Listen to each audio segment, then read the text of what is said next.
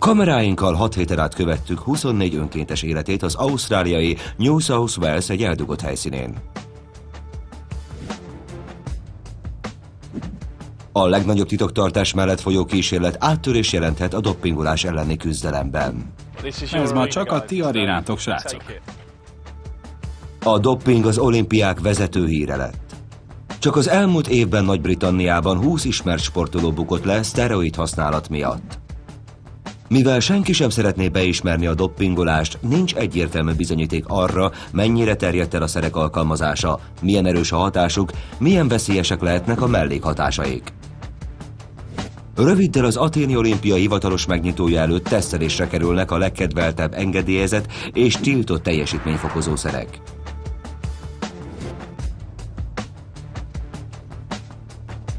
Kipróbáljuk, mennyire és milyen esetekben hatnak, és ha vannak, melyek a mellékhatásaik. A 2 részes film végén minden titokra fény derül.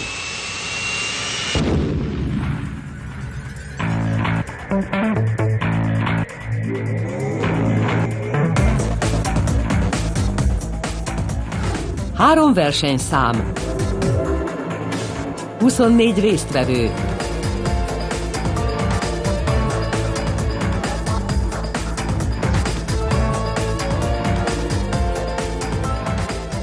Teljesítményfokozók.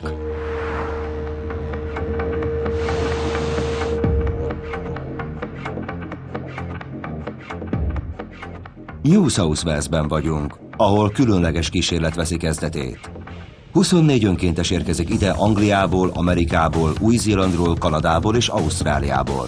Közülük 18-at minden dopingok legkedveltebbjével, egy anabolikus szteroiddal fognak kezelni. A fiatal emberek egyike sem hivatásos sportoló. Ha azok lennének, eltiltanák őket a nemzetközi sporteseményektől. Ez kellett. Ez lesz az első filmre vett tudományos kísérlet a tiltott szerek hatásáról. Kamerák figyelik, hogyan edzenek, pihennek, alszanak, esznek és isznak, de még azt is, miként gondolkoznak a résztvevők. A bajnokok reggelie.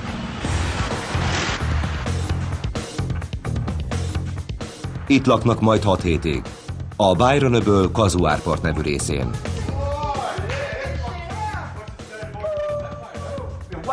Töröld meg a lábad. Ez király lesz. Remek ez a hely. Imádom. Szuper hely. Élvezzük. A 24 önkéntest úgy választották ki, hogy életkorban, testsúlyban, sportolási múltban és ügyességben hasonlítson egymásra. Egyikük, Donny Farkey, Brisbaneből érkezett, ahol nevelőként és vállalkozóként dolgozik. A tesztoszterontól dühösebbek lesznek az emberek. Kérsz egyet? Vincent Hall, vagyis Skins, az angliai Nottinghamből. Ashley Haber, egykori profi teniszező, az amerikai Oregonból. Szteroidokat kapunk, aztán biztosan kengurukkal boxolunk. A texasi Trenton Rostit csapos Los Angelesben. A 24 éves Kyle Yamamura Torontóból jött. Én nem keresem a bajt. Érzem az ujjaimat. Ez jó. Steve Buckley személyedző Norwichban. Dave Sedgwick, beceneve Cowboy, Ausztráliában él. Nem akarok majd elmenni innen. Az önkéntesek közül 18-an szteroidot, a többiek táplálékkiegészítőket kapnak majd. Ezelőtt azonban még tisztán 3 olimpiai versenyszámban mérik össze erejüket. A 6. hét végén ismét megrendezzük a mini doping olimpiát. Addigra az önkéntesek legalább fele jókora adag tiltott szert kapott már. A teljesítményfokozó anyagok szedése a baseballban, a futballban és egyéb sportágakban is veszélyes, továbbá rossz üzenetet juttat el a fiatalokhoz.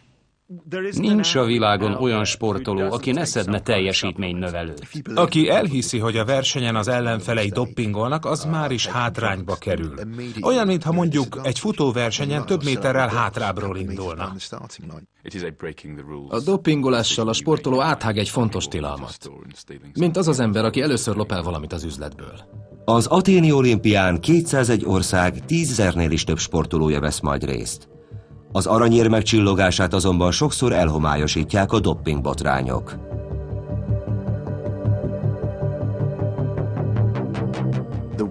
A Nemzetközi Olimpiai és Atlétikai Szövetségek harca a dopping ellen olyan, mint Vietnám volt az amerikaiaknak. Megnyerhetetlen. Ma este azt üzenem a kluboknak, az edzőknek és a játékosoknak egyaránt, hogy mutassanak jó példát. Legyenek könyörtelenek, és azonnal mondjanak nemet mindenhol a szteroidokra. Az állami vezetők, politikusok és a médiák csalóknak, árulóknak és a nemzet szégyenének kiáltják ki a lebukott doppingolókat. Ugyanakkor a közvéleménynek fogalma sincs arról, hány sportoló használ ilyen szereket, és ezeknek milyen a hatása. A kísérletet a Lismore South Cross Egyetemen dr. Robert Weatherby vezeti. Ő és a munkatársai a témakör világszerte elismert szakértői.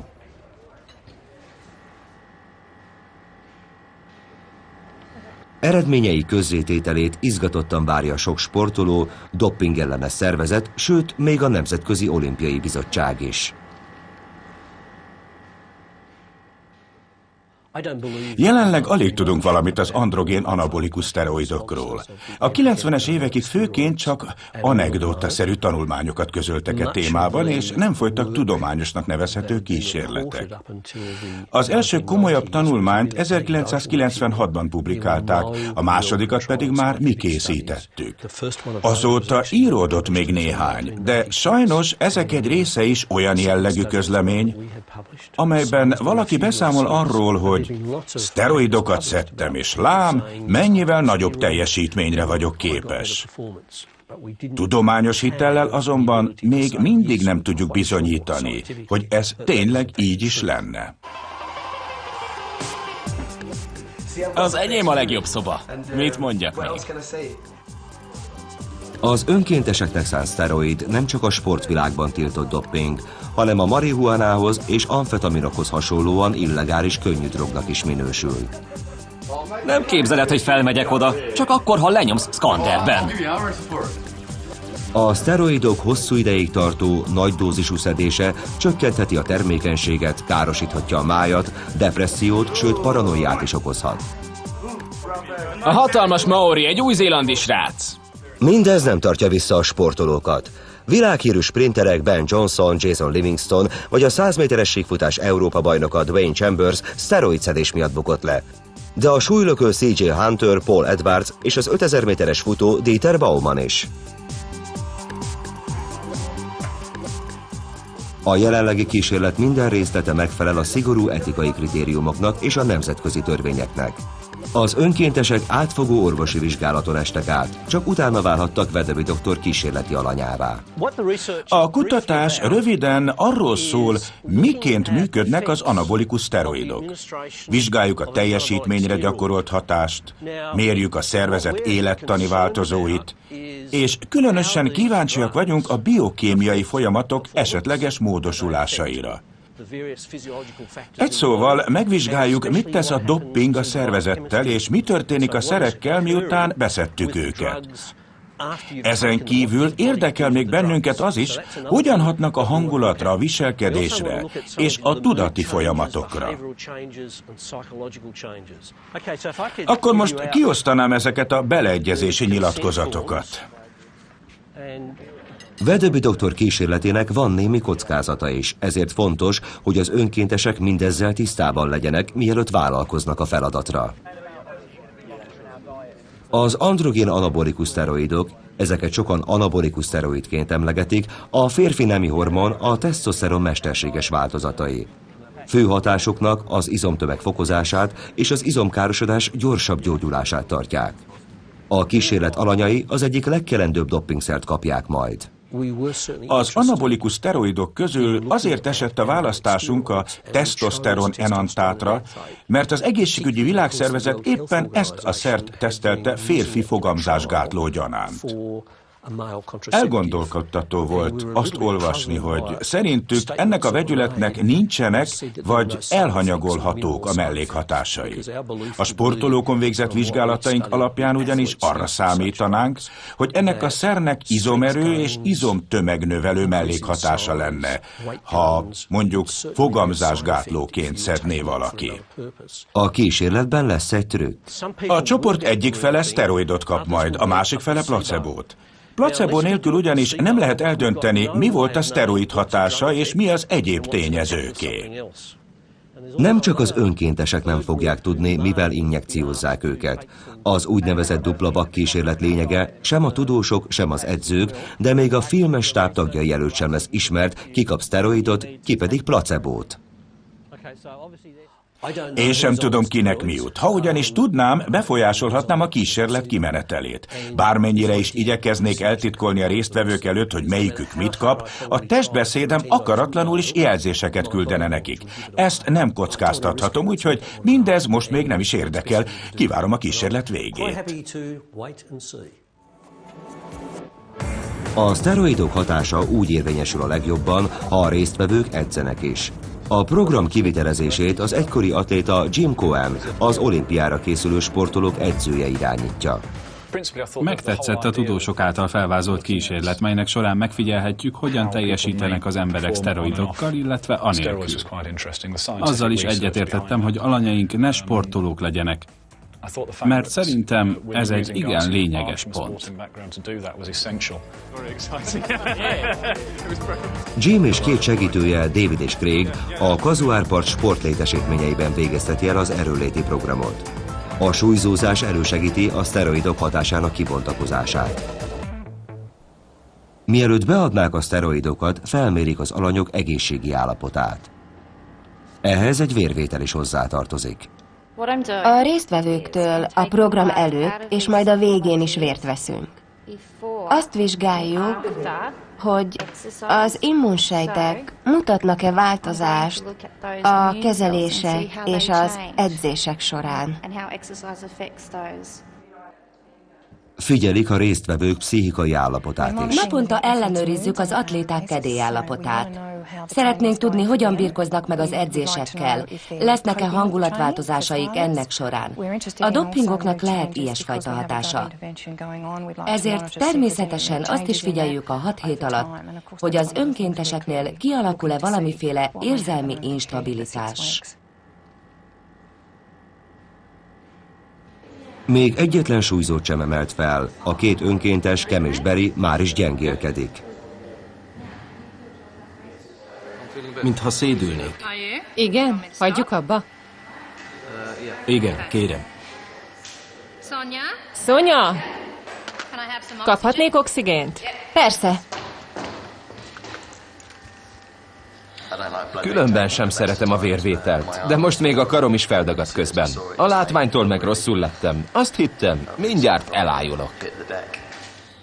Már a második napon kiderült, hogy a két önkéntes nem bírja a vérlátványát. Az ausztráliai New South Walesben zajló kísérletben 24 angol, ausztrál, új-zélandi, kanadai és amerikai önkéntes vesz részt. Az úttörő kutatás során tiltott és legális teljesítményfokozók hatását vizsgálják rajtuk. 18 résztvevő anabolikus szteroidot kap majd. Dr. Weatherby először megméri az alanyok izomtömegét, zsírszázalékát és zsírelosztását. Ezek az adatok szolgálnak majd a vizsgálatok alapjául. Ahhoz, hogy a hatást később kimutathassuk, ismernünk kell azt az alapot, amelyhez majd viszonyítunk. A következő napokban elvégzünk egy sor fizikális tesztet. Ezek egyike a kerékpáros sprint teszt. 3, 2, 1, nyomd! Minél gyorsabban pedálozik valaki 10 másodperc alatt, annál több energiát éget el, és annál nagyobb teljesítményt ér el. 6 hét múlva Weatherby doktor és a sportorvos Shane Rogerson megvizsgálja, vajon ezek a teljesítményadatok megnövekednek-e azoknál, akik dopingot kaptak. A teszt sorozat zárásaként az önkéntesek bemutathatják majd tudásukat a számukra rendezett dopingolimpián. Azt mondják, hogy itt csak a személyes teljesítmény számít. És az eredményeinket külön kezelik. Azt vizsgálják, hogyan fejlődünk. Persze a srácok pletykálnak egymás között, és igyekeznek a legjobb formájukat hozni. Hogy elmondhassák, ezt is elértem, meg azt is. A 22 éves Martin Black személyedző Nottinghamben. A kísérlet úgy általában érdekesnek tűnt. Ugyanakkor aggaszt a tudat, hogy tesztoszteron enantátot kapunk, mert ugyebár ki akar totál izomagyú lenni a végére. Weatherby doktor megígérte, hogy csak nagyon kis adagot kapunk belőle. És szinte biztos, hogy csak is a teljesítményünkre lesz hatása.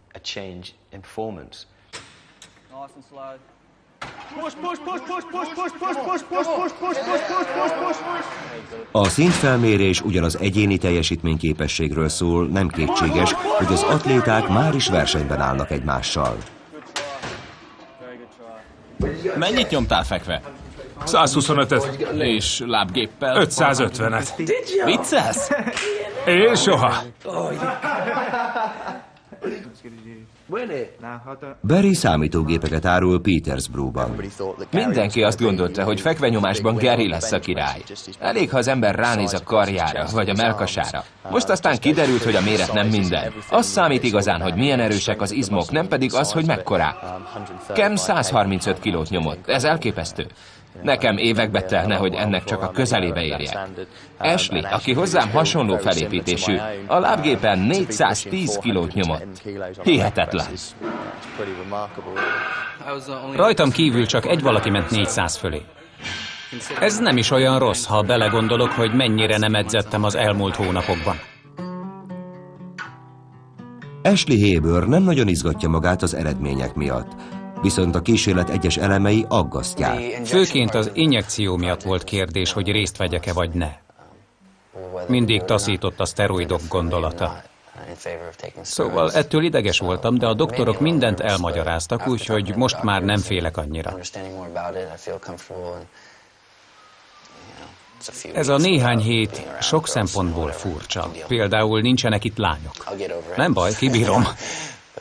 Még lehet, hogy jót is tesz nekem.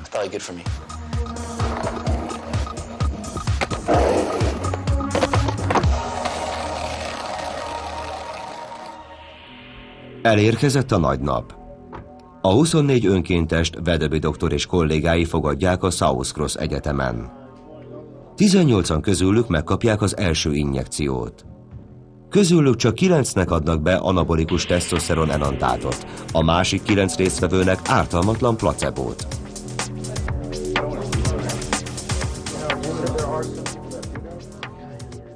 Mindjárt megkapjuk a szteroidokat a fenekünkbe. Szerintem eltart még pár percig a várakozás. Kissé ideges vagyok.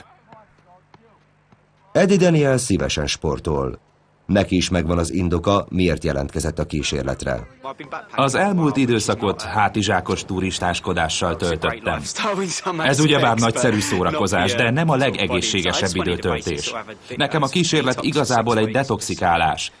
Rám fér 6 hét edzőtáborozás és fitness. Vegyük még hozzá ezt a csodálatos környezetet, ahol olyan emberekkel lehetek együtt, akikkel talán soha nem találkoztam volna össze az életben. Időnként szükségem van arra, hogy elvonuljak a világtól és lehiggadjak, és csak magammal törődjek. Most megkezdjük az első injekciók beadását. Az itt lévők egy része tesztoszteron enantátot kap majd, a többiek placebót. Üljenek le egy kicsit, mielőtt átmegyünk a másik helyiségbe az injekciózásra. David Sedgwicket, aki pónikat tenyészt Queenslandben, a többiek csak cowboyként emlegetik. Ausztráliában nem divat a cowboy elnevezés. Ez amolyan amerikai szokás. Nem zavar, hogy így hívnak, itt mindenkinek van beceneve. Néhány éve a hadseregben még sokkal jobb erőben voltam. Azóta kissé ellustultam, de nem vészesen, most is fizikai munkát végzek. Itt a legjobb edzőktől tanulhatok, és amikor hazamegyek, sokkal jobb állapotban leszek. Otthon is folytatom majd az edzést, a súlyzózást meg efféléket. Az eddigi tanulmányok szerint a szteroidoknak van izomnövelő hatása, de szedésüknek több kellemetlen következménye is lehet. Tudni kell, ha valaki nagy mennyiségben szedi az anabolikus szteroidokat, pattanásai lehetnek tőle. További kellemetlen hatás a kopaszodás.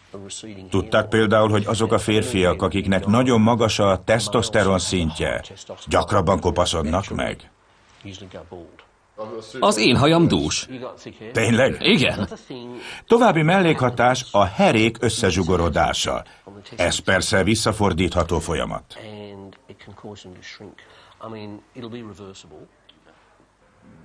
Én és a többiek itt most, hogy úgy mondjam, eléggé felspannolt állapotban vagyunk. Érti, ugye, nincsenek lányok meg ilyesmi. Amikor ennyire kanos az ember, ezt a szteroidok még fokozhatják is? Nem, inkább csökkenteni szokták. Csökkenteni? Hát ez remek. Szerintem ennek csak örülhetünk.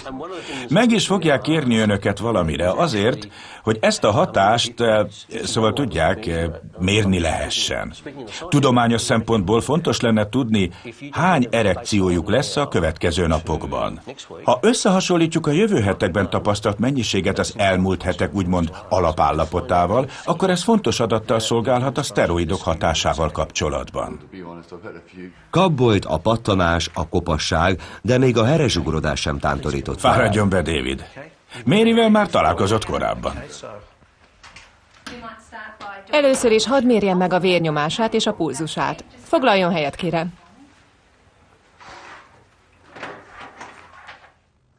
Mint említettük, sem az önkéntesek, sem az orvosok nem tudhatják, ki kapott szteroidokat és ki placebót. Ezzel a dupla vak eljárással biztosítható a kísérlet befolyásolatlansága. Kicsit lejjebb húzom a nadrágját, hogy biztosan jó helyre menjen az injekció. Majd szólok, ha jön a szuri, nem akarom megijeszteni vele. Rendben. Ezek a szteroid injekciók igen alacsony koncentrációjúak, mindössze 3,5 mg testtömegkilónként. A testépítők és más rendszeres szteroid használók ennek sokszorosát alkalmazzák. A doppingoló sportolók a mi dózisunknál akár 50-szer töményebb szteroid injekciókat is kaphatnak. Sok olyan jelentés ismert, miszerint a hosszú időn át szteroidokat szedők között gyakori a halálos kimenetelű szívroham. Végeztünk is.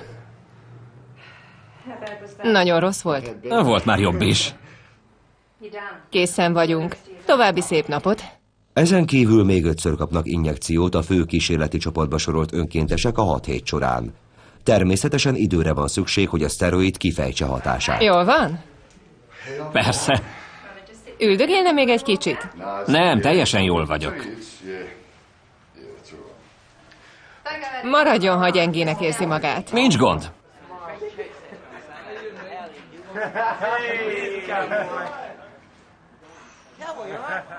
Muti a tetkódat. Telibe találták a csókost.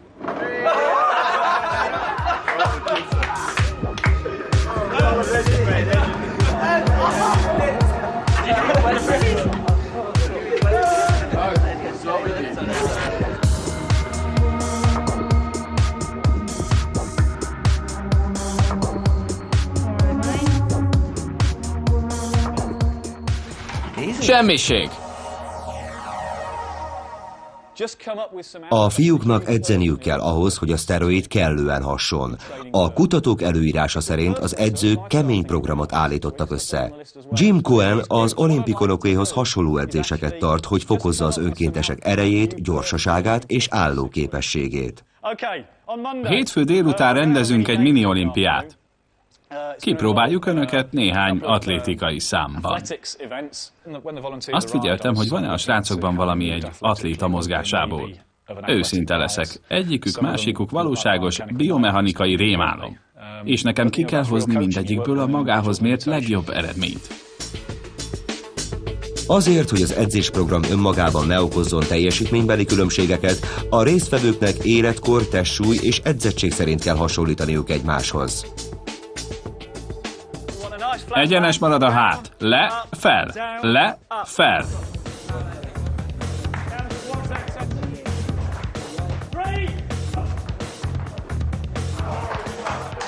Ez fárasztó. 100-ig számoltam. Egyik térd le, másik térd fel. Egy kellemes ritmusban.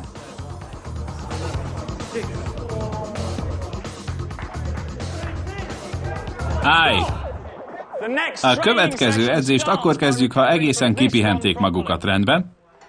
Most vezessenek le. Aztán egyenek és pihenjék ki magukat. Nem lehet eléggé hangsúlyozni a pihenés fontosságát. A legtöbben abban a tévhitben vannak, hogy az edzéshez az ember előbb-utóbb hozzászokik. Edzés közben mindig túlterheljük a szervezetet, amely ehhez csak úgy tud alkalmazkodni, ha mindig időt hagyunk neki arra, hogy magához térjen. A test a pihenés során építi magát újjá. És erősebbé.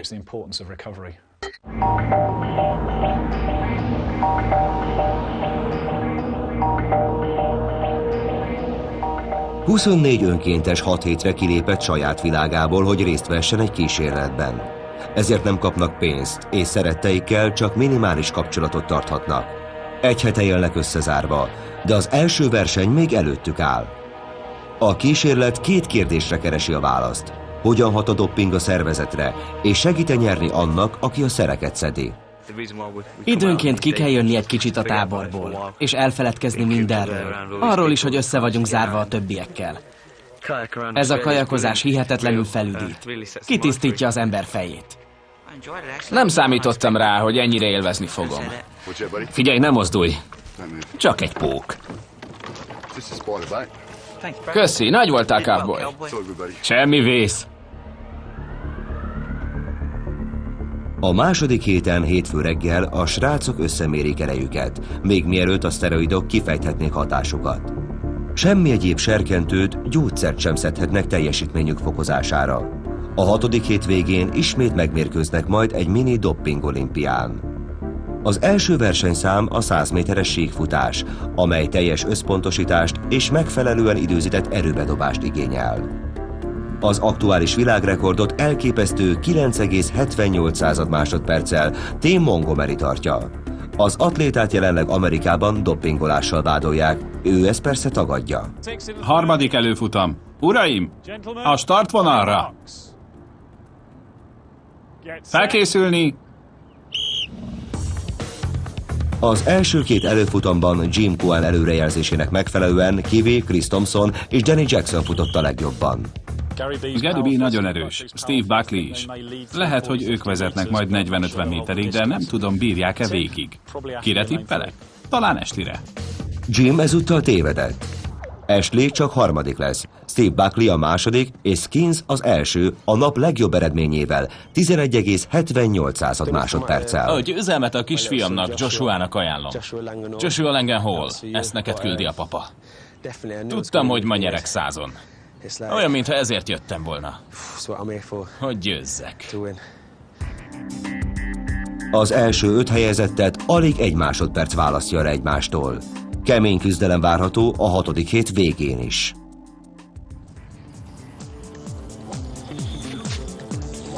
Következő szám a súlylökés. A 7 kg 26 dekás súlygolyó kilökése nagy erőt igényel. Ebben általában a nehezebb versenyzők előnyben vannak, de a dobótechnika is rendkívül fontos. A 80-as években a világrekordokat egymás után döntötték meg a szteroidokkal telepumpált kelet-európai atléták. 1994-ben a brit Paul Edwards doppingtesztje lett pozitív, így őt hazaküldték a brit nemzetközösségi játékokról. 10 évvel később a világbajnok C.G. Hunter sem javított sokat a sportág megtépázott tekintélyén, amikor a nandrolon nevű szteroid megengedett értékének 1000-szeresét mérték a szervezetében. Ma a legjobban összpontosítónak és legerősebbnek Jeff Shea, Steve Buckley, Ashley Haber, valamint a győztes Dan Lansdene bizonyult, aki 12 méter 57 centimétert lökött.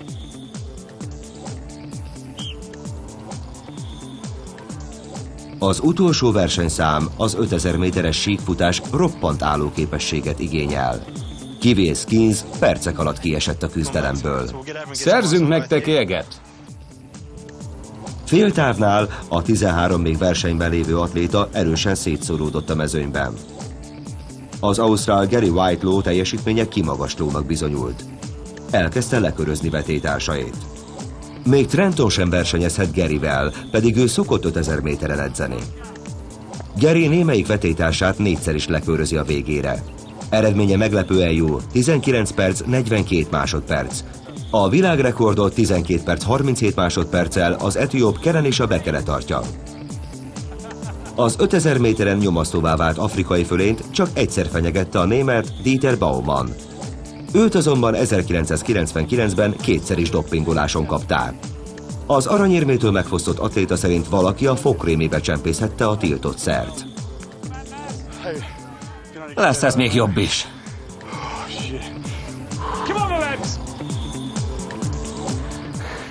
Mi jöhet itt még? A legrosszabb az volt, hogy leköröztek, pedig jól futottam. Aztán lehagy valaki. Hagy! Gary Whitelaw káprázatos teljesítményét még a 6 hét elteltével sem biztos, hogy bárki is meg tudja közelíteni. A mai nap összesített bajnokai Ashley Haber, a doppingos és Steve Buckley a táplálék kiegészítős csoportból.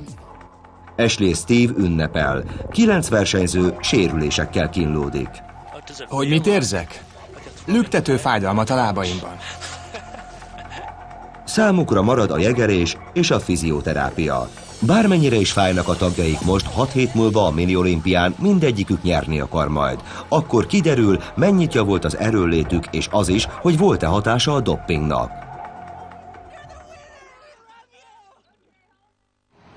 2 hét telt el azóta, hogy dr. Weatherby elkezdte az önkéntesekkel szteroid injekciós kísérletét. A tegnap lebonyolított verseny után ma felmérik a szerzett sérüléseket. A kanadai Kyle különösen rosszul járt. Ez rossz, ugye? Beszakadt a térdinam 100 méteren, és én tovább futottam. Nem hinném, hogy egyhamar rajthoz állhatnék. Ez a combja jóval feszesebb, mint a másik. Keljen fel, ellenőrzöm a csípőjét. Az élsportolókra leselkedő veszélyek legnagyobbika a súlyos sérülés.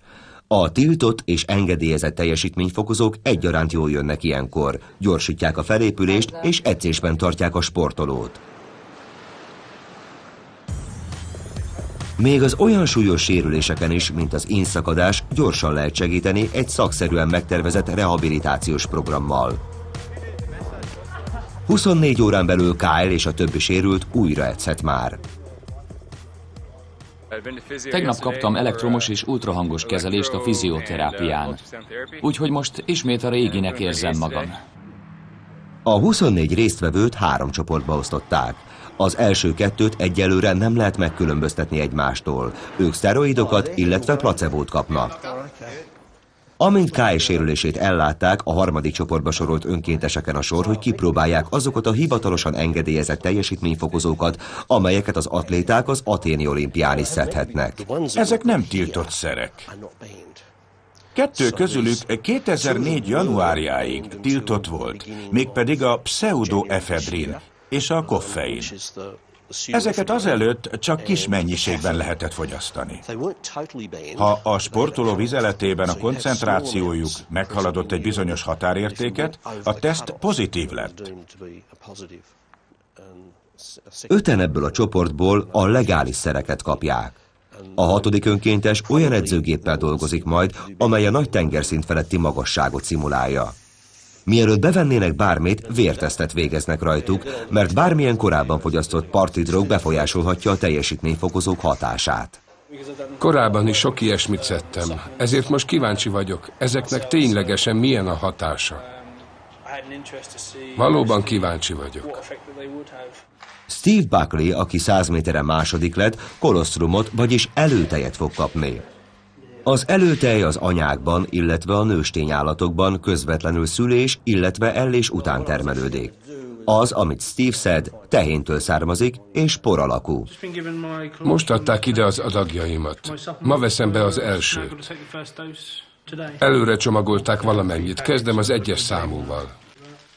A kolosztrum íze undorító, sokan ökrendeznek is tőle. Viszont rengeteg immunanyagot és olyan hormont tartalmaz, amelynek izomnövekedés fokozó hatást tulajdonítanak.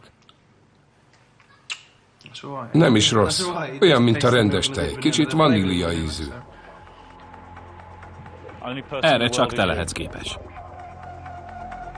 A kolosztrumot különösen a kirobbanó erőt igénylő sprint versenyszámok előtt tartják hasznosnak. A kolosztrum kúra 3-4 hét múlva vezet csúcs teljesítményhez.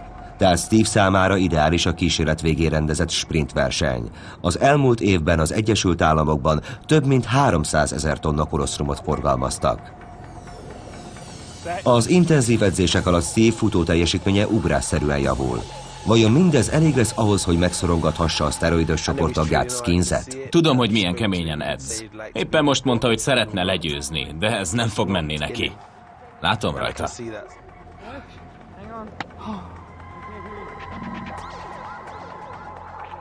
Kyle a Tribulus nevű szert kapja. A Tribulus gyümölcsök és gyökerek kivonata.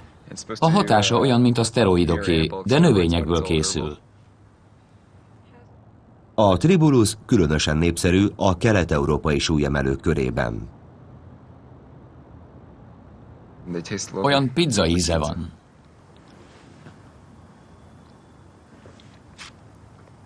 Hazudtam, pocsék. A Tribulus fokozza a szervezet saját tesztoszteron termelését, így a hatása hasonlít a szteroidokéhoz. Ezt a szert elsősorban a nehéz atlétikában használják. A Tribulus elhiteti az aggyal, hogy nincs elég tesztoszteron a szervezetben. Ezért fokozódik a tesztoszteron termelés, és emelkedik a vér tesztoszteron szintje. Őszintén szólva, én kételkedem a Tribulus hatékonyságában. Nem is attól félek igazán, hogy hatástalan, hanem attól, hogy hosszú távú alkalmazása a szteroid túladagoláshoz hasonló tünetekkel járhat. A 100 méteren megsérült Nigel Collett kreatinmonohidrátot szed. A kreatin a világ legkeresettebb teljesítményfokozója. A híresztelések szerint ez a szer a súlylökésben segíthet Nigelnek. A kreatin természetes molekula. Megtalálható a szervezetben is. Ha az ember kimerül az edzéseken, csökken a kreatin szint a vérében. A foszfát csoporthoz kapcsolt kreatin, köszönöm, Vedöbi doktor, a robbanásszerű erőkifejtést segíti elő. Így különösen hasznos mondjuk a 100 méteres sprintnél, vagy a súlylökésnél. A kreatinnal sok kutatást végeztek már. Kimutatták, hogy képes a teljesítmény fokozására, különösen azoknál a sportolóknál, akiknek rövid ideig tartó nagy erőkifejtésre van szükségük, vagy nagyon intenzív edzésre. Az állóképességet igénylő versenyszámoknál viszont nem hatásos. Első nap 20 gramm. Nem mondták, mennyi vizet tegyek hozzá. Akkor csak egy keveset löttyintek rá. Jön még bele jégkocka.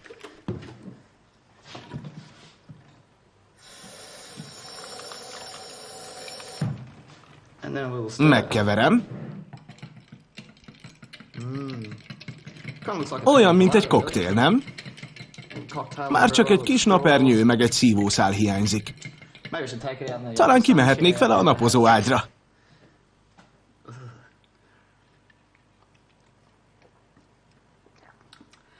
Kellene bele valami finomság, mert ez szörnyű. Az a sok sportoló világszerte nem tévedhet. A kreatin hatásos.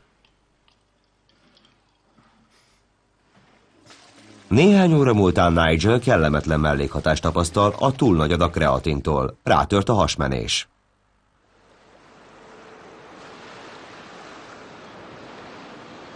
A szteroidos csoportnál eltelt egy hét az első kezelés óta. Ma kapják meg a második injekciót.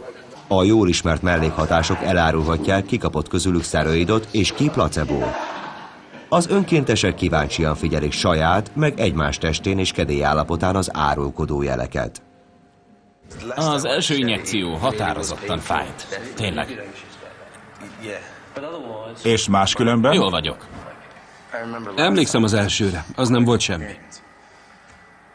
Tényleg? 2 napig nem tudtam rendesen járni. Fáradtnak tűnik, hogy általában. Igen, nagyon is fáradt vagyok. A múlt éjjel max. 2 órát aludtam. Nem aludt. Milyen a közérzete általában? Magam alatt vagyok.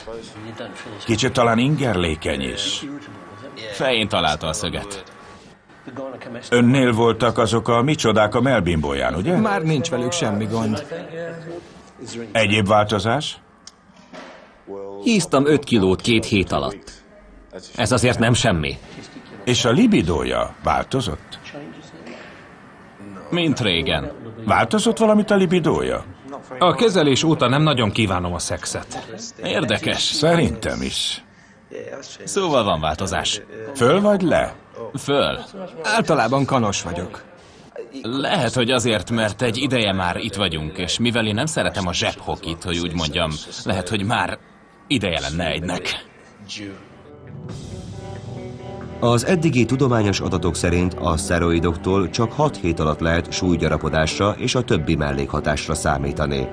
Itt még csak 2 hét telt el, és a srácok mintha érzékelnének valamit. Mivel nem tudhatják, ki kapott ténylegesen szteroid injekciót, ezért mindenféle találgatások indultak el köztük. Persze a változásokat egyéb tényezők is kiválthatták. Ma reggel nem volt kedvem az injekcióhoz. Arra gondoltam, ha tényleg szteroidot kapok, akkor nem igazán szeretem azt a valakit, aki lett belőlem. Texről például nem tudnánk megmondani, vajon tesztoszteront kap-e vagy sem. Nagyon ingerlékeny a srác. Szinte már gonosz. Mondd csak meg nekik. Rendes dolog ez? Te vagy a legidegbajosabb az egész bandából. Jól van, nevezz, aminek akarsz. Na, 6 már? Szerintem megváltoztam. Többször vagyok dühös. Mindenem felbosszantom magam, kis hülyeségeken is. Teljesen nyilvánvaló, már félelmetes. Remélem is, hogy szteroidot kapok, mert ez azt jelenti, hogy ha egyszer nem kapom, akkor nem leszek majd ilyen pukkancs. Ma este kiruccanunk vacsorázni a fiúkkal. A világ minden részéről lesznek ott. Az önkéntesek nem csak kísérleti alanyok, hanem egészséges fiatal emberek, akikben csak úgy tombolnak a hormonok. A vacsorát követően néhányan belevetik magukat a szörf paradicsom éjszakai életébe. Nigel elő sem kerül másnap ebéd utánig. Nem tudok aludni, és lekéstem a visszafúvart, aztán összetalálkoztam valakivel. Így szól Nigel története, és ehhez ragaszkodik is.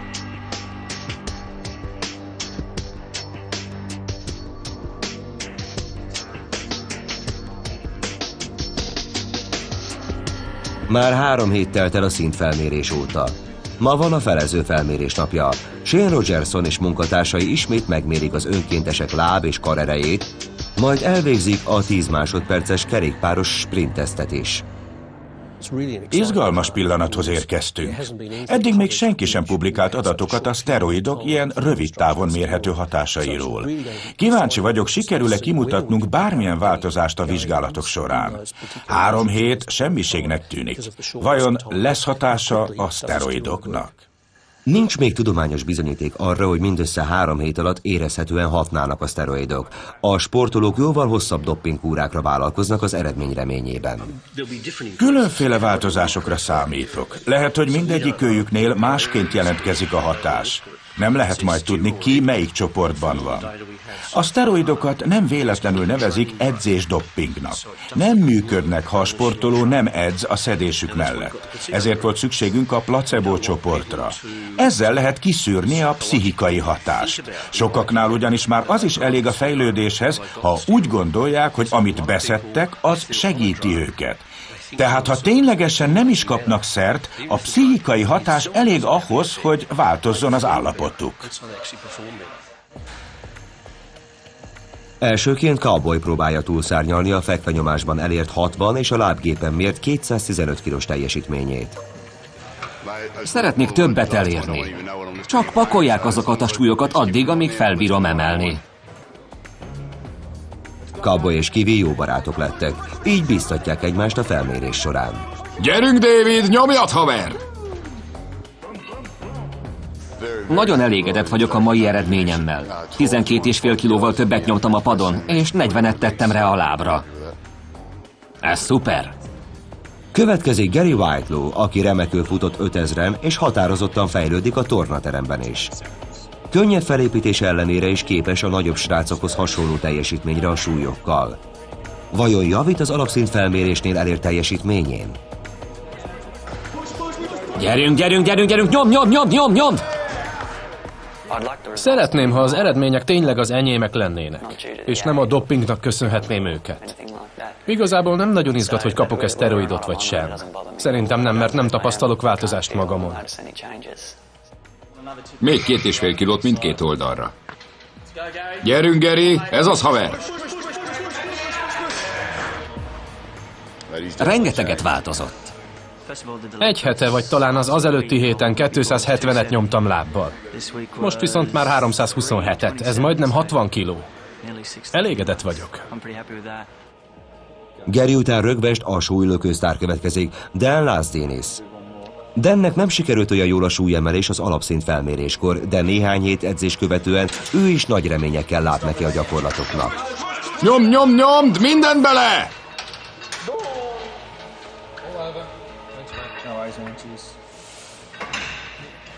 10 kilóval kevesebb. Hát ez szánalmas volt. A legutóbbi felméréshez képest 10 kilóval kevesebbet nyomtam fekve, viszont 40 kilóval jobb lettem a lábammal. Úgyhogy a lábammal elégedett vagyok, a karommal viszont cseppet sem. Általában sem érzem úgy, hogy bármit is fejlődtem volna. Erősebb se lettem, fittebb sem vagyok, semmi. Az utóbbi napokban úgy éreztem, hogy tiszta időpocsékolás volt ez a 3 hét. Skins következik. Az első versenyen nem szerepelt rosszul, és nagy önbizalommal kezdi a feladatok végrehajtását. Mennyi volt most? 430 kiló. 430, az több, mint a legutóbb. Mi készen állunk, ha te is.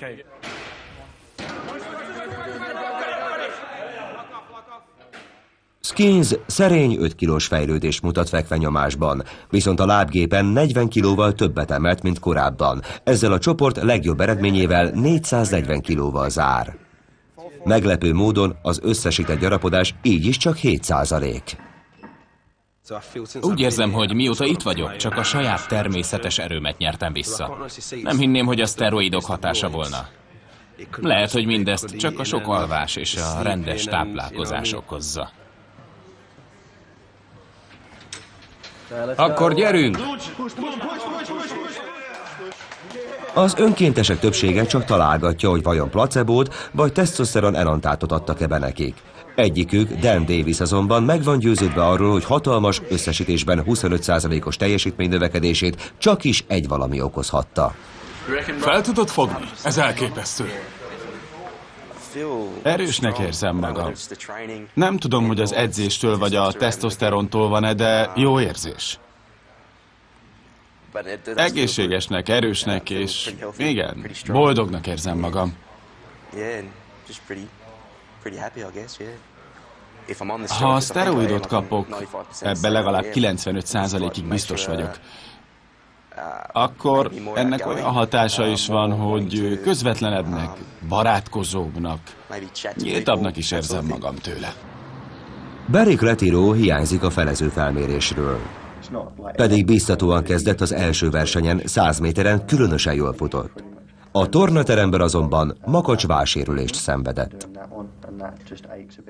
El vagyok keseredve, lehet, hogy fel kell adnom. Ez komoly sérülés. Egy ilyen butaság miatt kell kiesnem. Borzasztó. Barry folytatja az edzéseket az állóképességet igénylő számokban, de a kísérlet szempontjából sajnos kiesett a csapatból. A kutatókat újabb csapás éri, amikor Kyle, a Tribulus tesztember, aki korábban már térdsérülést is szenvedett, elképesztő dolgot művel. Gördeszkázás közben elesik, úgyhogy be kell szállítani a helyi klinikára. Mi az eredmény? A diagnózis csuklótörés. Lehet, hogy az ortopéd kollégának altatásban kell majd helyre tenni a csontokat. Remek teljesítmény. Újabb felvonás a Kyle élete című vígjátékból. Megyek a gördeszkámmal, persze nem figyelek eléggé. Ott egy kő, elesek. Több helyen eltörik a csuklóm. Barry tehát biztosan kiesett. Kyle sorsa is kérdéses. A kísérlet nem áll valami fényesen. És ezzel még mindig nincs vége. Lasdinis, aki megnyerte az első súlylökőversenyt, elkeserítette, hogy erőnléte nem fejlődött. Dan végső elhatározásra jutott. Úgy hallottam, hogy ki akarsz állni a kísérletből. Igen, így döntöttem. Kiszállok. A fő ok az, hogy elkívánkozom innen. Vannak jobb helyek is számomra most ennél, ez az igazság. A döntés az öné. Ne aggódjon. Köszönjük a részvételét. Jó munka volt.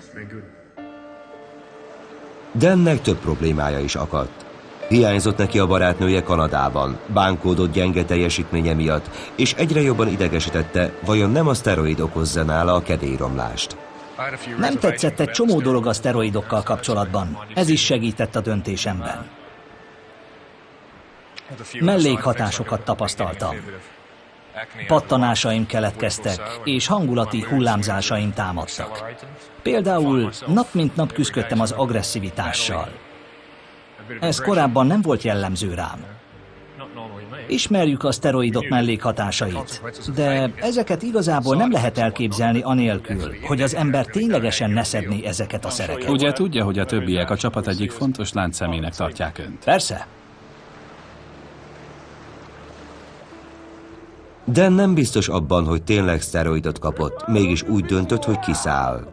A csapat búcsút vesz tőle. A 4 hét alatt erős kötelékek, barátságok alakultak ki a résztvevők között. Nehéz megmondani, hogyan hat a többiekre Dan távozása.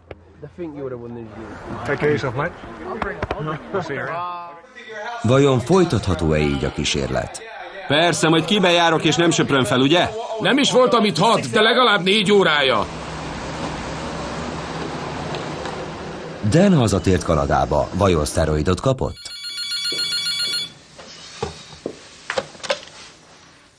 Halló? Itt Robert Weatherby. Hello, Doki, mi újság? Jól van? Remekül. Mondja, mit gondol? Mit kapott az injekcióban? Placebót vagy tesztoszteront? Hát nem vagyok biztos benne.